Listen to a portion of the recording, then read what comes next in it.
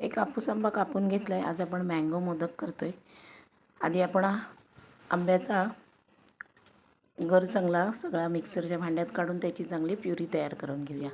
गॅसवरती पाणी ठेवले 2 वाट्या. त्यात 1 चमचा तेलनी चवीनुसार मीठ घालून पाण्याला चांगली उकळी आली की त्याच्यामध्ये 3 ते 4 चमचे आंब्याचा रस घालून 2 वाट्या पीठ घालून व्यवस्थित मिक्स करूया आणि झाकण ठेवून बाजूला ठेवूया. गॅसवर कढई ठेवली. 1 चमचा तूप घालूया. 1 वाटी गूळ घालून वितळून घेऊया. त्यातच 2 वाट्या खोबऱ्याचा किस घालून उरलेला आंब्याचा रस घालूया आणि व्यवस्थित मिक्स करूया. थंड झाल्यावर त्यात वेलची पावडर घालूया. पिठाला पण अर्धा तास झालेला आहे. चांगला मळून त्याचा गोळा तयार करून घेऊ आणि आपण जसे मोदक करतो तशीच पारी तयार करून कळ्या पाडून व्यवस्थित सारण भरून आपला मोदक तयार आहे.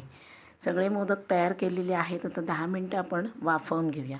10 मिनटानंतर बघू शकताय मऊ लुसलुशीत असे मँगो मोदक तयार आहेत.